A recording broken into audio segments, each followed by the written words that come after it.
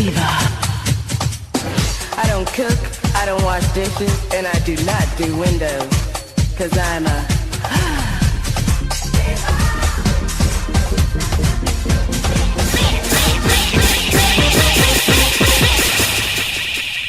How do you spell diva? D-I-V-A-B-I-T-C-H.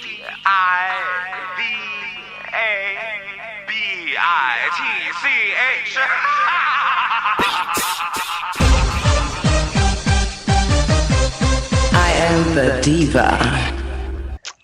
Olá, gente! Olha quem voltou depois de quase uma temporada aí, né?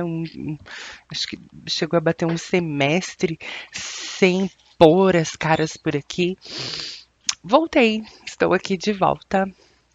I am Amanda, como eu me denomino atualmente. Para quem ouve já ou já ouviu meus outros episódios, é isso que eu sempre falo, eu tô mudando todos os dias, então hoje o meu Instagram é o I am Amanda, eu voltei. O Diva Trans tá ali aposentadinho, né, tá meio que de molinho, tá pendurado lá no sol para ver se ele seca. E hoje eu vim falar de um tema bem polêmico, porque quem é que nunca foi traído, né? Quem é que nunca passou por uma traição? Quem é que nunca levou um chifrão aí imenso? E aí eu vim debater algumas questões aqui que eu quero, depois que, se vocês puderem, validar, né, os meus pensamentos ou não, ou discordar deles também, vai ser bem legal a gente levantar essa enquete lá no meu Instagram para eu entender um pouquinho em que situação da vida de vocês estão, né?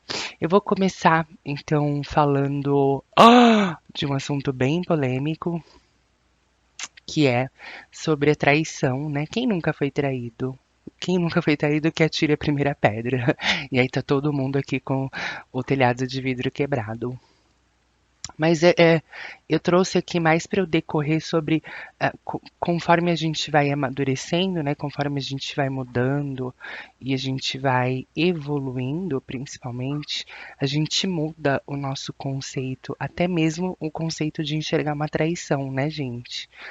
Então, eu vou primeiro começar falando os meus sentimentos e como eu me sentia em tempos primórdios, em tempos remotos. Então, que eu acredito que em algum momento alguma mulher já sentiu isso ou já fez isso. E aí depois, atualmente a gente vai trazer isso para uma panorâmica mais recente, mais atual, mais colaboradora, né? Então, começar nos tempos mais primórdios, assim, quando eu tomei, vamos lá, literalmente, vamos lá. Quando eu tomei o meu primeiro chifre, né? Quando eu descobri a primeira vez que eu havia sido traída. Então, normalmente, eu não sei se isso também acontece com os homens, meninos que estiverem me ouvindo, por favor, e quiserem dar o seu depoimento, o meu direct do Instagram está todo aberto para vocês. Podem ir lá e comentar, seria bem legal eu conhecer a opinião de um homem que já tomou um chifre, porque a gente pouco se lê, ou pouco se fala, ou pouco se ouve, né, de homens que literalmente têm coragem de dizer, eu fui um chifrudo, eu fui um traído, peguei minha mulher na cama com outro. Enfim, já contei uma história aqui de um gatinho que eu conheci que falava isso, mas não tão abertamente, porque a gente podia perceber nitidamente que o fato da traição tinha deixado ele cheio de traumas e cheio de complexos. Mas foi o único homem que eu conheci que abertamente disse pra mim que tinha sido traído, que tinha pego a mulher na cama com outro e enfim. E hoje eu espero que ele esteja bem, tadinho. Porque ele tinha tantos problemas. Mas enfim, até já contei a história dele em um outro podcast aqui. Mas vamos lá. Qual que é o primeiro pensamento que vem na cabeça de uma mulher, né? A mulher foi lá, mexeu no celular do marido e viu que ele tá trocando mensagens mais do que calorosas, às vezes, né? Em alguns casos nudes, vídeos, e eu te amo daqui, eu te amo de lá, com outra mulher. O primeiro sentimento, eu acho que como primatas, né, como primitivos ou como descendente de macacos, para quem acredita nisso, né, que a gente é uma evolução de um chimpanzé, alguma coisa assim, né, para quem vai por essa lógica de raciocínio, como derivantes de primatas, eu acho que o primeiro sentimento que a gente tem a melhor defesa é o ataque. Então, como é que a gente vai se defender de uma situação toda que está correndo ali atrás da gente, nas nossas costas, né? Isso no tarô é simbolizado pelo 7 de espadas, é uma carta que traz muito essa reflexão, né, de coisas que são feitas escondidas, coisas que são feitas na calada da noite. E como é que a mulher age nesse quesito? Ela literalmente culpa, né, e responsabiliza a outra. Então, é a outra que não presta, é a outra que é uma vagabunda, é uma outra que é uma safada, é a outra que é uma pilantra, mas ela esquece de contextualizar, né, em muitos dos casos, principalmente se a gente está falando de um namoro, né, um noivado, alguma coisa assim, ok, mas quando essa situação parte para um casamento, né, onde duas pessoas foram ali na frente da família, na frente do padre, fazer aqueles juramentos e com a mão em cima da Bíblia e aquela coisa toda que a religião exige, né? Então, a mulher, em primeiro lugar, ela esquece de quem assumiu algum compromisso com ela foi o próprio marido e não a outra, né? Se a outra saiu com o seu marido, é meio que irracional, é meio que primata, é meio que não sei, medieval isso, sei lá como é que eu posso dizer, uma coisa tão, é tão out que normalmente a mulher ataca sempre a outra. Aí a outra é a vagabunda, a amante do meu marido é uma piranha, a amante do meu marido é uma safada. E aí ela também entra naquele processo de autodesvalorização, né? Então, um homem que trai, e aí eu não sei se isso também acontece para as mulheres, mas um homem que trai, ele consegue ao mesmo tempo desestabilizar duas mulheres, né? Se a gente for ver pelo lado lógico ali, programador da coisa, né? Pelo cálculo diferencial integral da coisa, um homem que trai, ele consegue desestabilizar duas mulheres. A primeira, que é porque vai ficar achando que é porque a outra tem mais bunda, a outra tem mais peito, a outra tem silicone, a outra tem silicone aqui, tem no peito, tem silicone na bunda, tem silicone no pé, tem silicone no cabelo, né? Tem silicone no nariz, sei lá onde elas vão ter silicone. Isso eu tô trazendo, óbvio, pro contexto trans, mas normalmente é a reação que eu observo em mulheres cis também, tá, gente?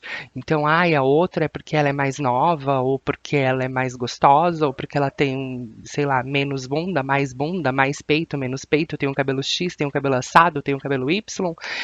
E aí a outra mulher fica naquela disputa de ego, né, entre as duas mulheres ali, uma se comparando com a outra e disputando aquele cara, e tentando fazer de tudo para mostrar o merecimento.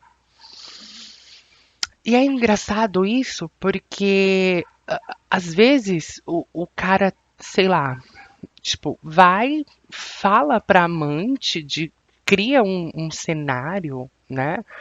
Que é pelo menos o que eu observo na maioria dos casos, o homem, quando ele tem esse problema de caráter, né, ou melhor, com a falta de caráter, e ele é sempre envolvido em traições, em triângulos amorosos e essas patifaria todas aí que os homens adoram, Então, normalmente, ele sempre chega para a amante ou para a vítima secundária dele, e aí ele vai trazer aquele contexto de que não, eu moro com ela, mas a gente não tem mais nada, ela dorme no sofá, ela.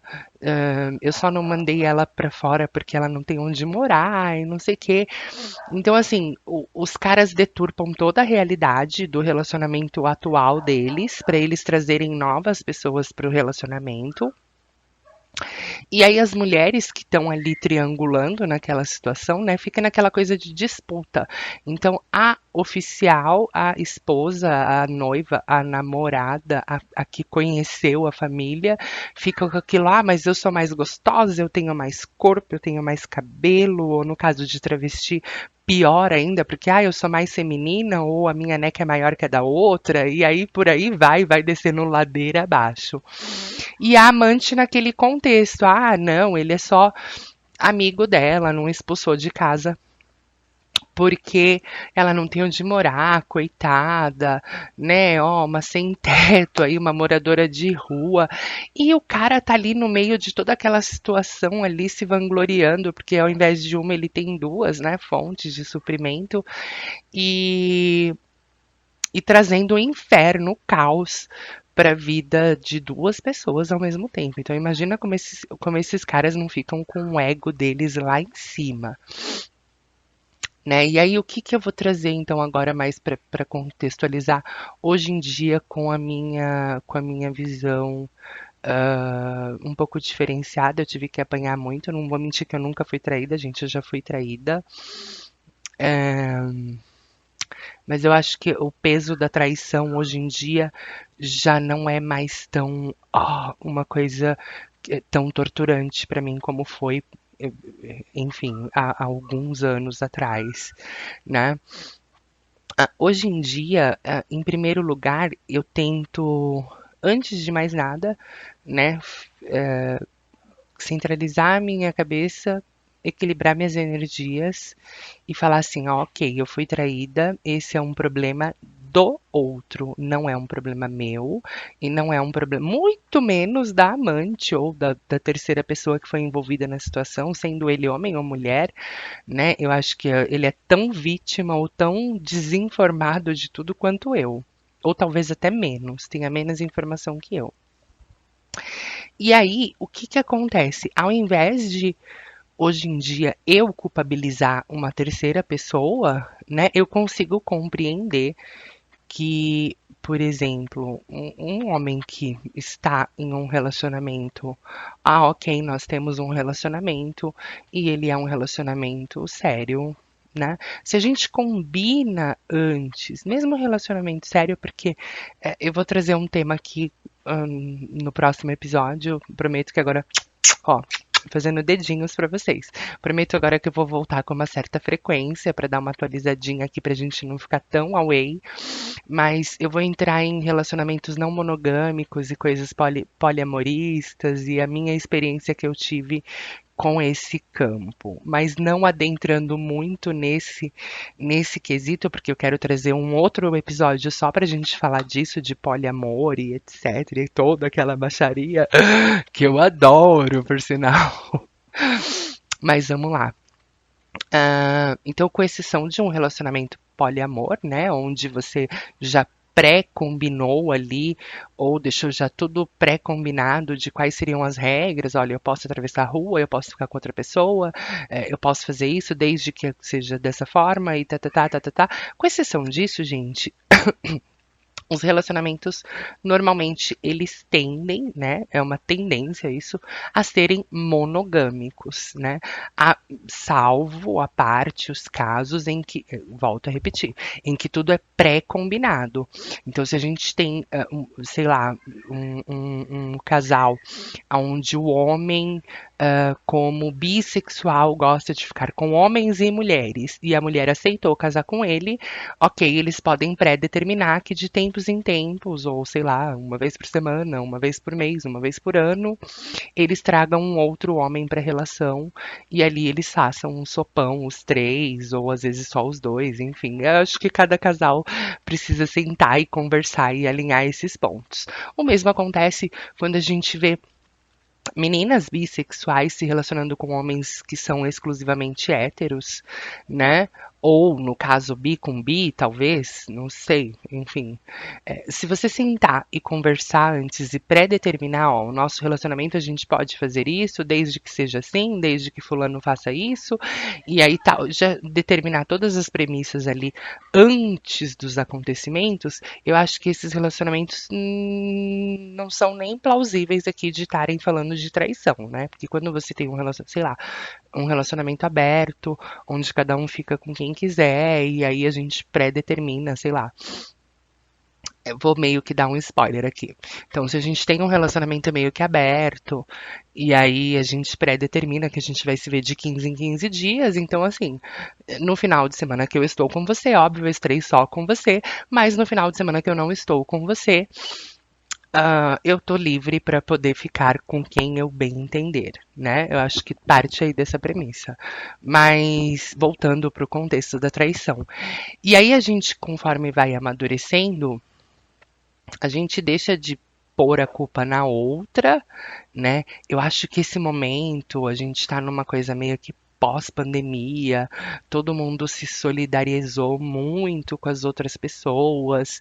O intuito dessa pandemia, né? Alguns dizem alguns espiritualistas aí, pessoas que estudam esse consenso, essas coisas, que a pandemia veio justamente para isso, para a gente parar de pensar no nosso próprio umbigo e pensar na nação, na população, na comunidade como um todo. Eu acho que eu consigo ver nitidamente algumas pessoas que conseguiram atingir esse nível de evolução espiritual, sei lá como vocês classificam isso, mas que conseguiram amadurecer, que conseguiram entender que o amor ele é livre, né? Então eu posso amar uma pessoa sem aquela coisa de eu ter que, tipo, colocar amarrar o pé do cara aqui na minha cama e falar você não só sai daqui se for para ir trabalhar e quando voltar você fica amarrado, né? São pensamentos ou reflexões que fazem a gente perder aquela coisa do orgulho, da posse, ou não sei, talvez essa semana eu vi uma tiragem de tarô bem linda, em que ela falava exatamente isso, que quando você ama de verdade, você deixa livre, porque ego, posse, ciúmes, essas coisas estão todas relacionadas àquele sentimento de pertencimento que um tem ao outro. E se um relacionamento atingir esse nível, posso te garantir uma coisa: tem alguma coisa não muito legal, tem algo de certo que não está errado, ou é mais ou menos assim essa frase. Justamente porque as pessoas que se amam realmente, né, elas não querem amarrar a outra no pé da cama ou prender a mão do cara ali na porta do guarda-roupa. Ai, lembrei de uma história agora. Prender a mão do cara na porta do guarda-roupa para que o cara não saia, porque a mulher sabe que se ele sair na rua, ele vai tropeçar e cair em cima de outra, e aí ele vai atravessar do outro lado da rua e chega lá, já vai ter outra para ele também fazer. Então, assim, gente, tudo isso, né, principalmente a desconfiança, ela vem muito quando a gente não tem a noção. É muito bonitinho a gente ver na internet, né? Ai, você precisa trabalhar o seu amor próprio. Ai, você precisa trabalhar a sua autoconfiança. Ai, você precisa. Todos esses coachings de relacionamento, esse povo todo aí que faz terapia e essas coisas alternativas, e blá blá blá, dão esses conceitos aí bem legais que a gente consegue teorizar bastante, mas na hora de pôr na prática é um sacrifício, né? Ai, amor próprio, vamos praticar o amor próprio. O que que eu vou fazer para praticar o amor próprio? Eu vou comprar um pastel, eu vou comprar um McDonald's e vou comer, e isso eu vou estar me alimentando da forma que eu gosto, e aí vou estar me auto-agradando? Não, gente, tudo isso tem a ver com a aceitação do seu valor de merecimento. Então, eu pude observar, eu acho que esse ano de 2022 para mim foi muito importante, porque além de eu estar mariconíssima, óbvio, todo mundo já sabe que quando eu tiro uma foto sorrindo, os pés de galinha gritam ali, né? Mas também tem a questão do amadurecimento como pessoa mesmo, como um ser que está tentando buscar uma melhora, né? Eu pude observar que, por exemplo, os relacionamentos saudáveis, eles são leves e livres de cobrança. Então, quando você confia em uma pessoa, não tem o porquê de você mexer no celular dela. São coisas desconexas. Se eu confio em você, eu não tenho o porquê de ter a senha do seu celular, do seu Facebook, do seu WhatsApp, whatever, né? Do seu MSN ou do Orkut, para quem preferir, né? Eu confio em você, porque você me transmite confiança e eu sou merecedora de um relacionamento pleno. Então, eu comecei a trabalhar esses pontos e pude observar que muita coisa mudou, assim, muita coisa mudou. Ai, gente, seria tanto assunto pra gente falar que esse podcast eu subiria ele assim com no mínimo umas 3 horas. Mas vamos lá, vamos tentar resumir bastante. E o que que acontece? Esses coachings falam muito sobre auto-amor, auto-merecimento e blá blá blá, você precisa trabalhar isso e tal, mas ninguém dá a fórmula mágica, né? Fala assim, ó, você vai encontrar o auto-amor se você fizer isso, sei lá, comprar um pastel de pizza pra você numa sexta-feira à noite, ou se você comer um hambúrguer do McDonald's num sábado. E aí vai variando, né? Cada pessoa tem o que gosta, e tem gente que gosta de comer doce, um bolo de chocolate, ou uma pizza de chocolate, ou tudo isso junto, né? Por que não? Que delícia. Mas o alto valor, o alto reconhecimento, ele não está em você ficar se agradando. Ele tá muito mais vinculado, pelo menos eu acredito, que é ao fato de você conseguir impor limites. Então, assim, você fez uma coisa que eu não gostei, é, em primeiro lugar, deixa claro isso, né? Principalmente quando a gente tem um relacionamento, é falar assim, olha, isso que você fez não foi legal e eu não é compatível com as minhas expectativas. Então, eu acho que a gente já não tem mais o porquê de ficar juntos. E aí colocar essa pessoa para refletir um pouco, né? Se aquela atitude que ela teve com você não foi tão legal, né? Por que que a gente fica, às vezes, dando duas, três, quatro, cinco, seis chances para a mesma pessoa que tá ali o tempo inteiro te machucando e sabe que no final de tudo você vai perdoar ela porque você gosta, você já demonstrou, né? Você foi lá e abriu a bocona e disse, ai, eu te amo. E aí, ai, você pode pisar em mim que eu sou o seu tapete. Então, gente, eu acredito que os anos, e principalmente essa parte de pandemia, essas coisas, me fizeram refletir sobre o auto-amor, o auto-perdão, né? A autoaceitação. Hoje em dia eu consigo olhar para mim de uma forma muito mais plena, né? Ah, equilibrada, principalmente.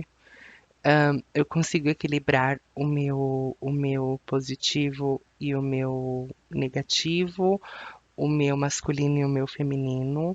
Preciso contar também, vou fazer uma rápida abertura porque eu vou gravar um episódio falando sobre isso, sobre as terapias alternativas que eu procurei, tá? E, gente, eu descobri tanta coisa sobre eu mesma que é assim, de deixar de cair o cu da bunda. Vou usar essa,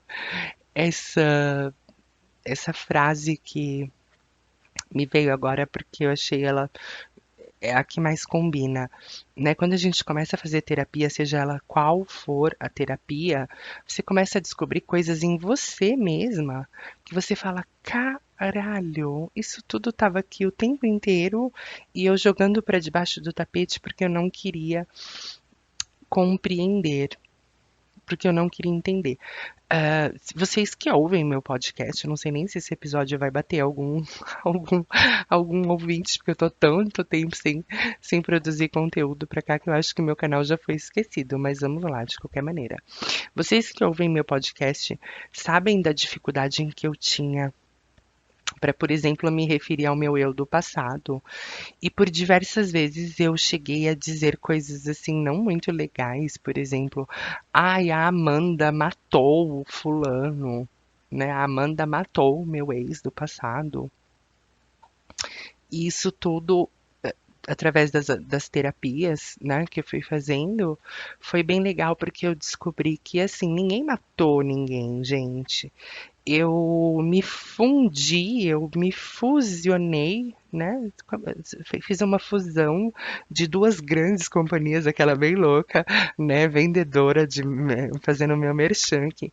Eu fiz a fusão de duas pessoas e trouxe o lado mais o lado mais forte da minha essência para fora. Então, até isso me ajudou a trabalhar também a terapia. Por exemplo, hoje em dia eu sei que ninguém matou ninguém. Então, a Amanda não veio matar ninguém para ocupar o lugar daquela pessoa e tal. Hoje em dia, depois de eu trabalhar muito isso na terapia, gente, vou fazer uma confissão aqui para vocês. Que assim, sei lá, há mais de 12 ou 15 anos, talvez, eu nunca havia feito xixi de pé na minha vida. Então, aquela coisa do ser feminina e se portar femininamente, né, ou com características femininas, e trazer só o lado feminino, precisar ser feminina, era uma coisa, era uma cobrança, era um peso, era um fardo, eram 10 de espadas, é, taroticamente falando aqui, eram 10 de espadas que eu carregava tão forte com aquela preocupação de, eu preciso estar maquiada, eu preciso estar de batom, eu preciso estar arrumada, eu preciso ser feminina, eu preciso para quê? Eu preciso fazer xixi sem nada. Então, isso foi uma das coisas que, depois da minha última sessão de terapia, depois da minha última sessão de terapia, gente, eu fiquei assim, tipo, uns 2 ou 3 dias. Não sei se chegou a dar 3, mas vamos calcular que 3. Eu fiquei uns 3 dias fazendo xixi de pé, porque assim, eu sou uma mulher que tem um pau no meio da perna, cara, e eu posso mijar tanto de pé quanto sentada. Então, isso não me faz menos ou mais do que ninguém, só me faz diferente das outras que têm que mijar sentada. E, meu, tá sendo, assim, um processo tão incrível, tão maravilhoso, principalmente por essas questões, sabe? A gente trabalha o nosso lado masculino e o feminino, nossas energias yin e yang, positivo e negativo. E, gente, eu queria muito mandar, eu sei que ela não vai ouvir, mas eu queria mandar um beijo pra Lara, minha terapeuta, que tá me acompanhando durante todo esse meu processo de evolução. E inclusive que ela conseguiu fazer eu mudar esse pensamento, porque olha só, gente, eu cheguei lá para iniciar o processo terapêutico e tudo, e eu tinha um bloqueio, eu tinha uma crença limitante, algo que me foi implantado na minha mente lá na minha infância, de que o homem não era confiável. Então todo homem mente, todo homem trai, todo homem engana a mulher, o homem nasceu, tá? Hoje não tenho problema nenhum em falar isso, porque graças a Deus eu já tratei. Mas o homem nasceu para enganar a mulher. Então era assim que eu enxergava os homens. Todos os homens para mim não prestavam, mentiam, nasceram para enganar as mulheres. E eu não conseguia sentir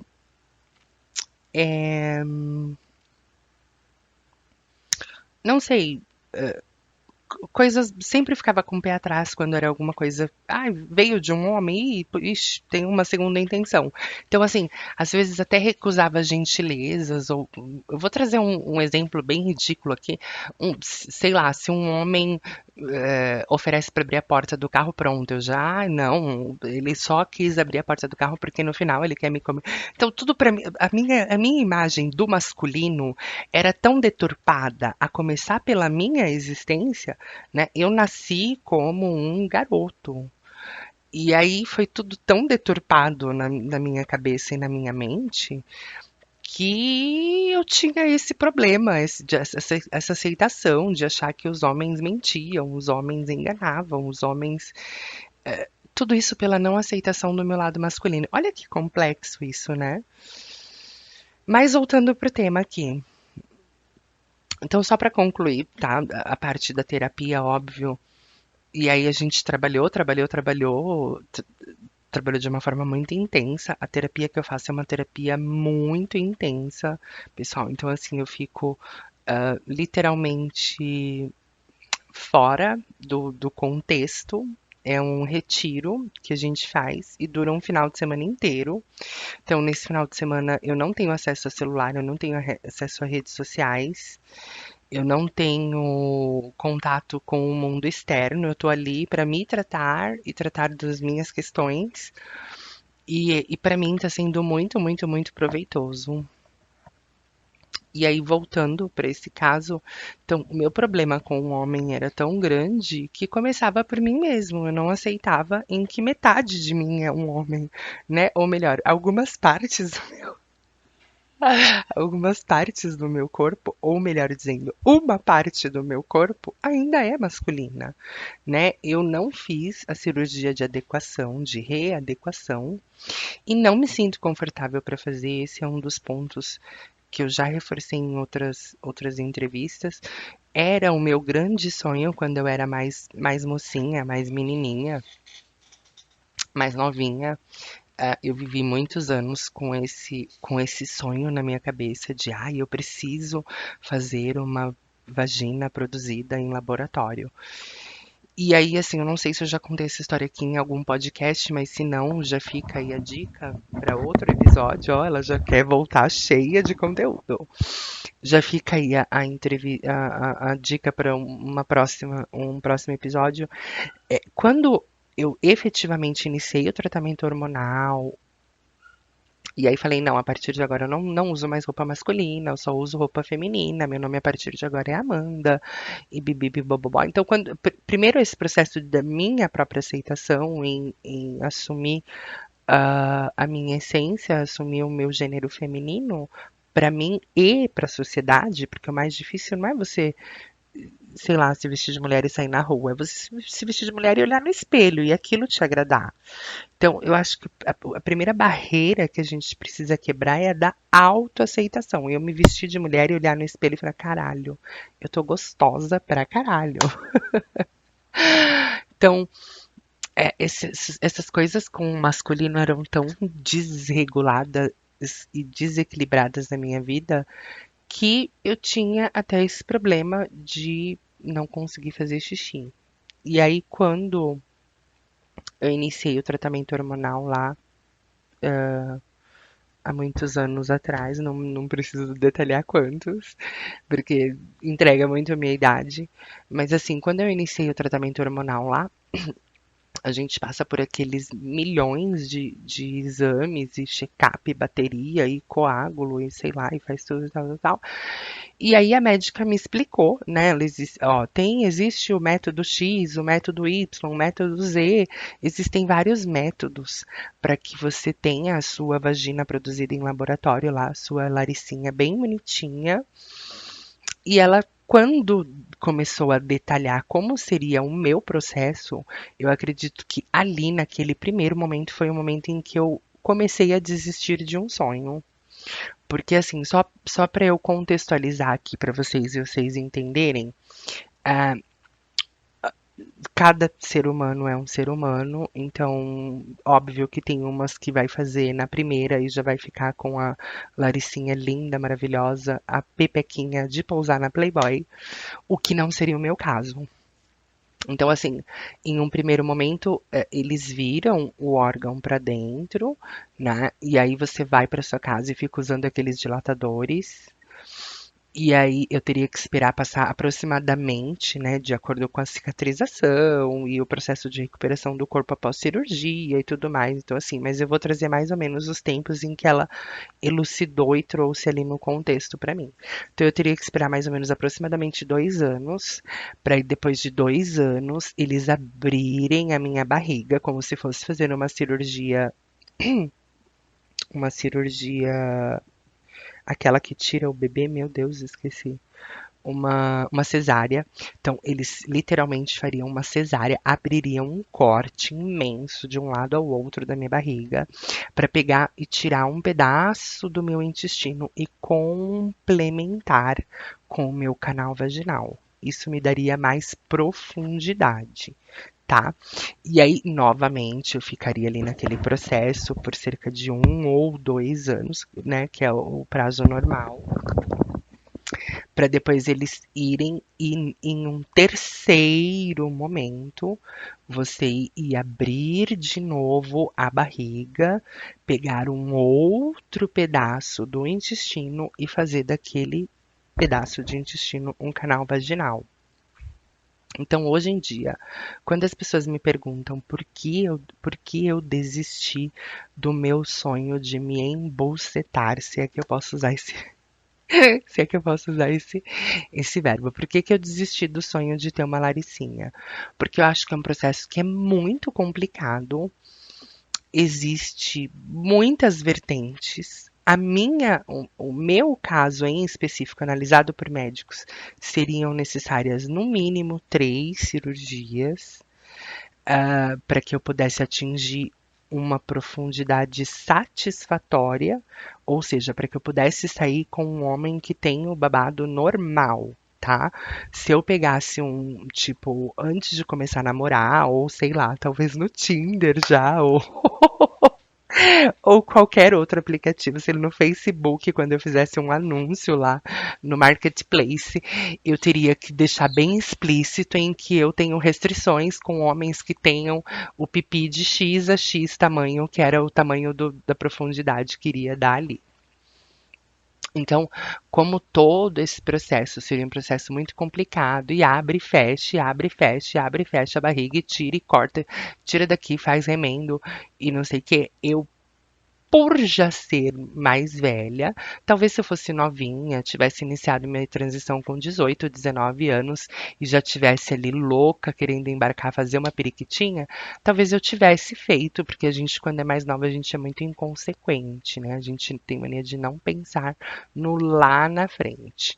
Mas hoje em dia que eu já sou velha, já sou mariconíssima, é uma das coisas que quando eu iniciei a transição, principalmente me preocupou foi isso. Foi o fato de, sei lá, de 1 em 1 ano ou de 2 em 2 anos, por pior que fosse a minha recuperação, e de 1 em 1 ano, se minha recuperação fosse linda, maravilhosa, eles costuraram no dia seguinte, eu já estava pulando. De 1 em 1 ano eu ter que ficar me deitando numa mesa de cirurgia, se abrir inteira e cortar intestino e fazer remendo e tudo mais. Então, isso pensando, não sei, pelo menos foi o que fez eu desistir do meu sonho.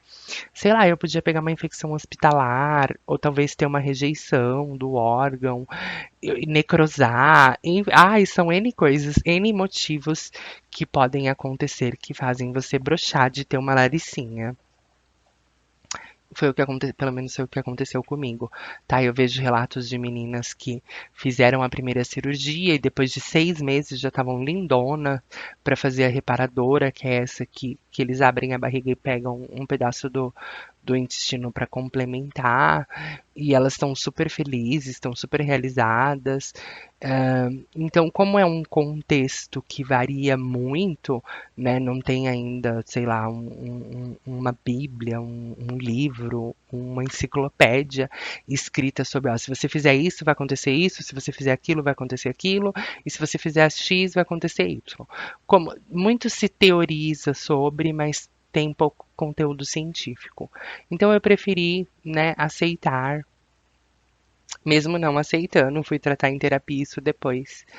Aceitar que eu tinha um órgão que não era um órgão feminino. E tá tudo bem. Existem mulheres de pinto aí, a todos. Esses dias eu até fiz uma postagem No meu Twitter eu sou a mulher do ano 3000, eu tenho peito, bumbum e piu-piu. E aí ficou engraçado, porque ué, tem uma mulher que, sei lá, por um fator XYZ ela não pode engravidar, e aí ela é menos mulher que as outras por conta disso? Não, não é. Às vezes ela é muito mais.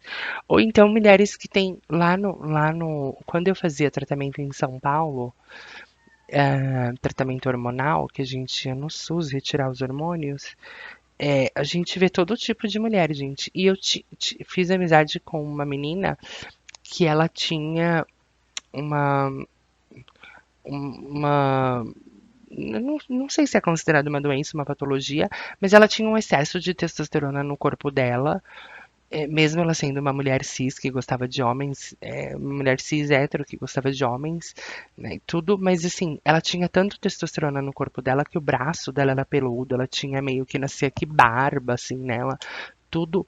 E isso os médicos diziam que podia, inclusive pela quantidade de testosterona no corpo dela, influenciar nas gestações dela.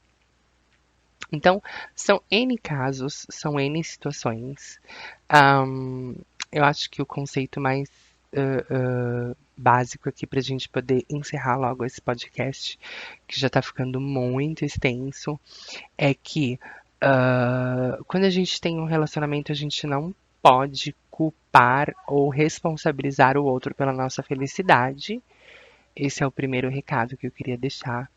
E se você foi traída, amiga, muda um pouquinho. Eu sei que é a parte mais difícil, porque eu fiquei, sei lá, 10 anos, não, 8 anos tentando buscar essas respostas no outro quando elas realmente estavam dentro de mim, né? Então, assim, uma traição, ela não tem nada a ver com se a outra tem mais peito, se a outra tem mais bunda, se a outra é siliconada, se a outra não é siliconada, se a outra tem o cabelo verde, se a outra tem, sei lá, se ela sabe cozinhar, se a outra sabe lavar, passar. Não, gente, a, a, a gente precisa começar a endereçar, né, a culpa ou a carga ou o sentimento de acordo com a pessoa. Se você tem um relacionamento e o seu namorado te traiu, o culpado de tudo é ele, tá? Só que aí eu vou me virar de vítima. Ai, eu sou uma pobre coitada porque eu fui traída e o meu marido saiu com outras, né? Saiu com 10, tá lá num prostíbulo, numa casa de swing transando com 10 mulheres e eu sou a pobre coitada. Não. Se o seu marido te traiu, foi porque você permitiu ele fazer isso, tá? Então, em algum momento, você fez alguma coisa que fez ele procurar outra. E aí, quando você consegue entender mais ou menos essa dinâmica e digerir isso, que até mesmo a traição, você é responsável pela traição, aí você tem que, depois, em seguida, o próximo passo é você aprender o que, que eu vou fazer com isso. Então, o outro me traiu, o outro não presta, o outro não merece mais a minha credibilidade. O que eu vou fazer com isso? Eu vou dar uma segunda chance para ele ou não? Vou partir para um outro, né? Tudo tem que ser voltado e centralizado pra gente mesmo.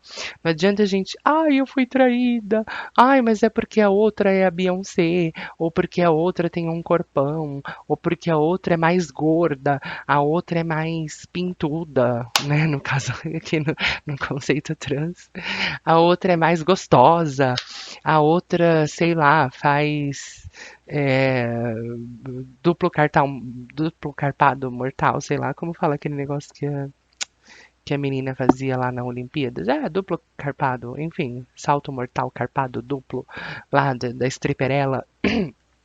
Então, o outro me traiu, a gente tem que cada vez mais disseminar isso entre as mulheres, em ter sororidade umas com as outras, né? A outra, que é a amante, ao invés de eu falar que ela é vagabunda, que ela é safada, que ela deu em cima do meu marido, ela é outra pobre coitada, talvez até pior do que eu, né? Que tá sendo ali iludida por um cara que tem problema de falta de caráter. Então, a partir do momento em que a gente começa a tomar mais posse, tomar mais rédea da nossa vida e entender que mesmo uma traição né? A culpa não é só do outro, porque ele tem a falta de caráter, mas eu permiti com que ele fizesse aquilo, né? A gente consegue também trabalhar a nossa autovalorização.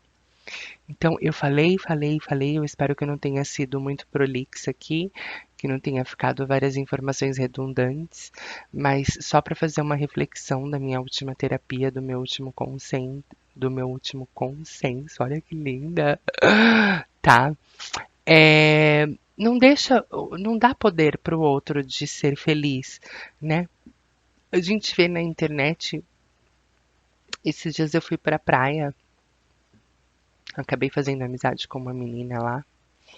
E aí ela tava passando exatamente por uma situação assim, né? Que, ai, o meu marido me traiu.